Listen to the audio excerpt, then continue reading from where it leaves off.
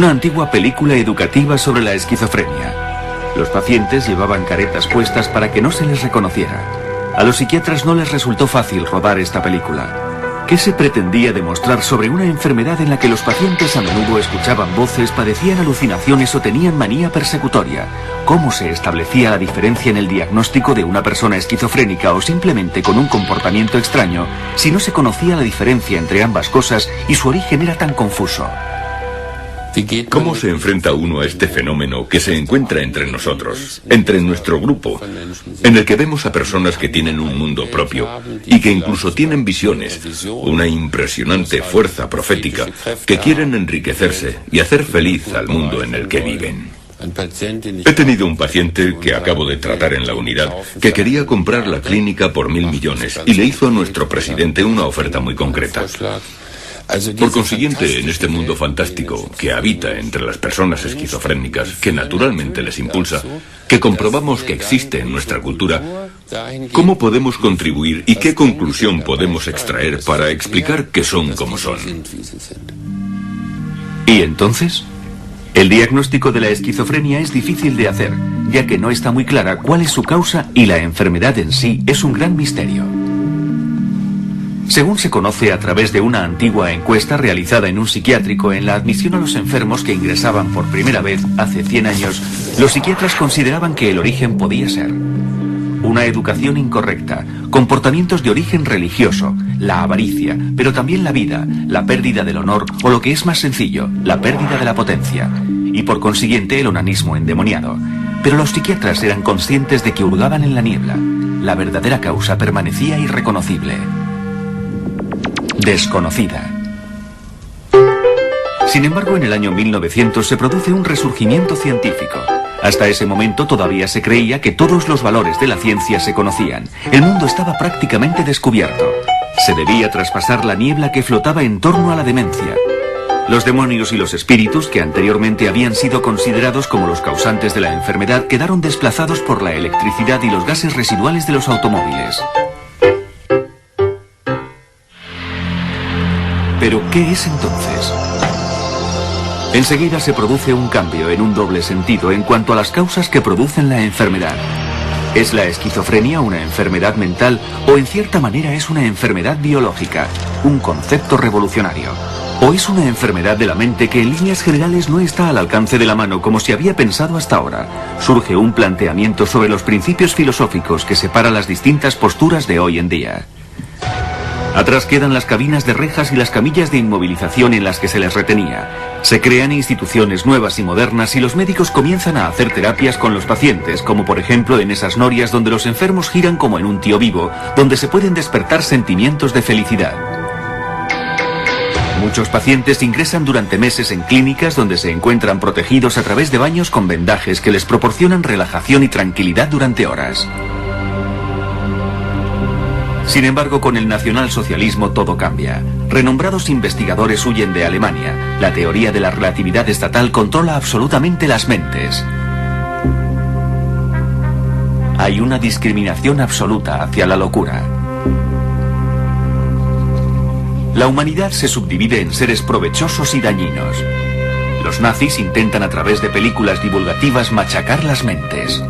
Los psiquiatras fascinados del fascismo se lanzan contra el análisis estático de la esquizofrenia y demuestran que la enfermedad en los hijos de los afectados se manifiesta de una forma más frecuente de lo normal, de lo que se deduce que la esquizofrenia es una enfermedad hereditaria. La búsqueda de las causas de la enfermedad se limita a la transmisión hereditaria y a menudo en lugar de una terapia se recurre al asesinato de los enfermos. Después de la guerra hay que ponerse manos a la obra, la reconstrucción, el pensamiento práctico. Por lo menos en Occidente no se tenían en cuenta estas grandes teorías, y mucho menos en la psiquiatría. Se hace muy difícil tener un comportamiento civilizado, ya que también permanecen antiguos nazis entre las autoridades. Para las terapias se aprovecha lo que hay, por ejemplo la electricidad, que ya desde los años 30 se utilizaba para los electroshocks. Utilizados tanto para ataques epilépticos como en las terapias contra la psicosis.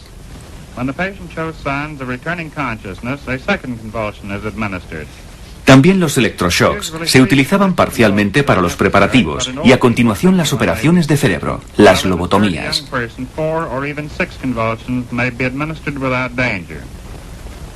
Aquí se muestra cómo se realiza en un paciente ya muerto. Una película educativa para psiquiatras realizada por el propio inventor de la lobotomía, el Dr. Walter Freeman de Washington. La tapa frontal se separa del resto del cerebro.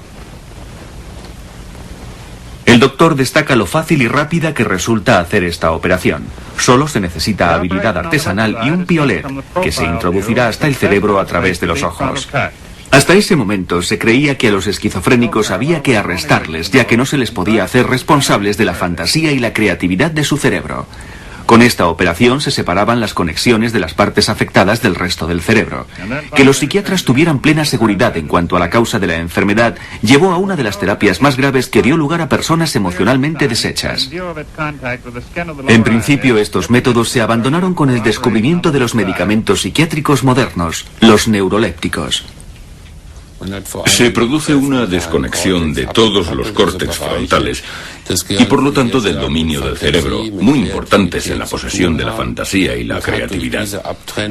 Y a través de estas manipulaciones, en el fondo, lo que se ha hecho se puede conseguir hoy con los neurolépticos, es decir, reducir la creatividad y el funcionamiento de la fantasía de los afectados.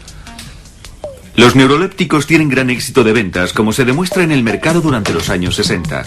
No obstante, hoy se tienen en cuenta los graves efectos secundarios que tienen estos medicamentos utilizados para aplacar la psicosis esquizofrénica. ¿Se han ocultado con estos medicamentos, al menos de una forma indirecta, las causas de la esquizofrenia? Hoy podemos realizar tratamientos muy suaves. Podemos hacer tratamientos con los llamados nuevos y atípicos neurolépticos. Estos medicamentos aumentan las sensaciones vitales y mejoran considerablemente la calidad de vida de los afectados. ¿Qué significa la psicosis? Como terapeuta, ¿cuál es la terapia óptima? ¿Una terapia posible con los neurolépticos o una terapia libre? Eso forma parte del futuro y no sabemos si de un futuro más o menos lejano. Sin embargo, es indudable que los medicamentos han revolucionado la psiquiatría. A muchos pacientes se les puede dar el alta y pueden volver a casa, porque con una pequeña modificación en la química del cerebro se reconduce su psicosis. En lugar de alborotar, ingresan en las instituciones donde permanecen tranquilos. Aún así, la tranquilidad dura poco. La revolución de los estudiantes de finales de los años 60 también afectó a la psiquiatría. Es decir, los pacientes no son considerados simples individuos a los que atender, sino un producto de la sociedad en la que viven. Una actitud que en los países socialistas del este se impone desde hace tiempo. No obstante, mientras que esta actitud ha ido evolucionando gradualmente a la vez que se producía la reforma de la psiquiatría en los países del este, en los países occidentales provocaba grandes escándalos. Se considera que no solo la sociedad puede ser la causa de la enfermedad con su contradicción, su hipocresía y su represión.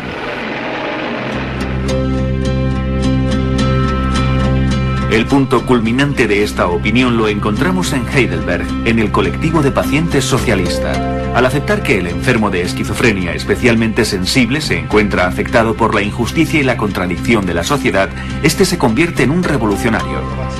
La enfermedad se ve desde un punto de vista positivo, ya que se abren los ojos hacia ella y se politiza frente al sentimiento autoritario del Estado.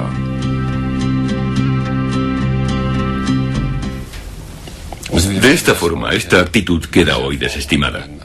Pero yo creo que también tenemos que tener en cuenta que hoy vivimos en la era de la proscripción de la enfermedad psíquica, también en la era de la proscripción de la psiquiatría. En 1968 todo cambió.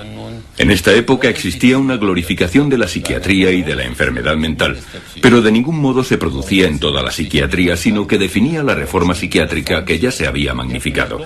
Hoy en día el péndulo se encuentra ligeramente desviado en sentido contrario.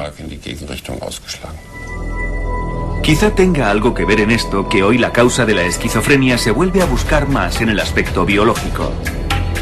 El cerebro se encuentra en el núcleo de la investigación, al mismo tiempo que se encuentra una solución a la antigua contradicción entre el origen psíquico-mental y el origen orgánico-biológico de la enfermedad. Como ya se sabe, el cerebro como órgano representa nuestra psique, y con la enfermedad se altera. De eso está convencido el profesor Bogert, de la Clínica Psiquiátrica de la Universidad de Magdeburg.